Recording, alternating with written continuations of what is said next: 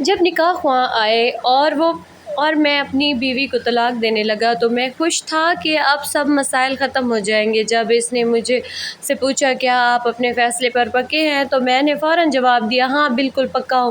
میری بیوی خاموش بیٹھی سب کچھ برداشت کر رہی تھی۔ مجھے وہ بہت کمزور لگ رہی تھی۔ اس کے گھر والے اس کے ساتھ تھے لیکن وہ اتنی کمزور تھی کہ ان کی موجودگی کا احساس نہیں کر سکتی تھی۔ جب میں نے اس کی آنکھوں میں شکست کی نظر دیکھی تو مجھے خوشی ہوئی کہ میں نے اپنا حق لے لیا اور اسے دکھا دیا کہ وہی ہمیں اس حال تک لے آئی ہے۔ چند منٹ بعد میں نے اسے طلاق دے دی۔ اس دن میں اپنے بستر پر لیٹا اور محسوس کیا کہ دنیا کی سب سے مشکلات غائب ہو گئی ہیں۔ میں آزاد ہو گیا۔ دل بھر کے کھانا کھایا۔ 3 سال تک میں مسائل، سر درد اور اختلافات کا سامنا کر رہا تھا۔ آخرکار میں سکون میں آ گیا۔ نماز پڑھ کر اللہ تعالیٰ کا شکر ادا کیا۔ اپنے گھر والوں کے پاس گیا اور وہ خوش تھے کہ میں نے اس سے نجات پا لی۔ میں نے اپنی زندگی دوبارہ آزادانہ طور پر جینے کا آغاز کیا۔ لیکن زیادہ وقت نہیں گزارا اور چیزیں میری توقعات کے خلاف ہو گئیں۔ ہر کوئی اپنی زندگی میں مصروف ہو گیا۔ ہر رات کے آخر میں وہ اپنے کمرے میں بند ہو جاتے اور میں اپنے کمرے میں اکیلا، کمزور اور تنہا رہ جاتا۔ میرے گھر والوں کا ساتھ کہاں گیا؟ میرے بھائی جو ہمیشہ میری بیوی کے بارے میں باتیں کرتے تھے، انہوں نے میری طرف دھیان دینا چھوڑ دیا۔ میری ماں جو یہ دکھانے کی کوشش کرتی تھی کہ وہ میری بیوی سے زیادہ محبت کرنے والی ہے، اس نے بھی وہی محبت اور توجہ دینا چھوڑ دی۔ وہ اپنی پرانی حالت میں واپس آ گئی۔ جو لوگ مجھے اس پر بھڑکاتے تھے وہ بھی کال کرنا چھوڑ چکے تھے۔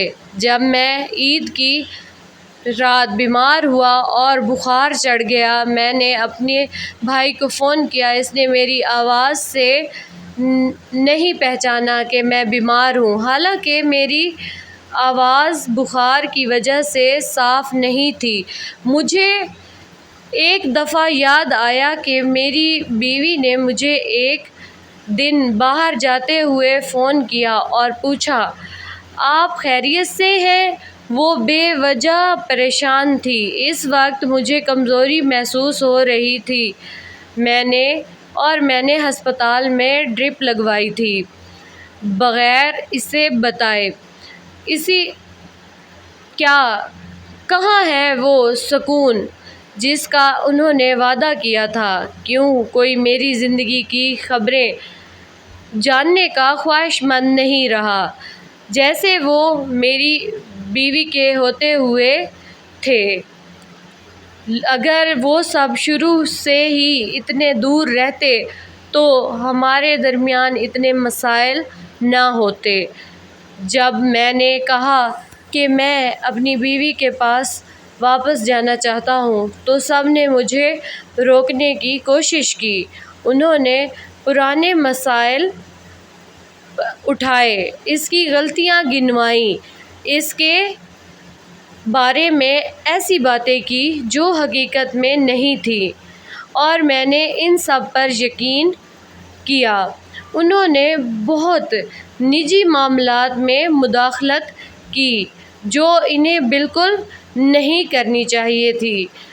انہوں نے میری زندگی کی تفصیلات میں اتنی مداخلت کی کہ ان کا اندر ہونا یا حتیٰ کہ دروازے پر ہونا بھی مناسب نہیں تھا۔ مجھے یہ سب دیر سے سمجھ آیا جب میں نے اپنی زندگی میں ایک وقفہ لیا۔ جب میری بیوی دور ہو گئی تو مجھے پتہ چلا کہ وہ اپنی پوری کوشش کر رہی تھی کہ ہمارا گھر نہ گرے اور میں اس کا ہاتھ چھوڑ رہا تھا۔ وہ ہماری نجی باتوں کو چھپا رہی تھی اور میں سب کچھ دوسروں کے سامنے کھول رہا تھا۔ جب میں نے افسوس کے ساتھ اسے واپس لانے کی کوشش کی تو اس نے صاف انکار کر دیا۔ اس نے کہا، میں سکون میں ہوں۔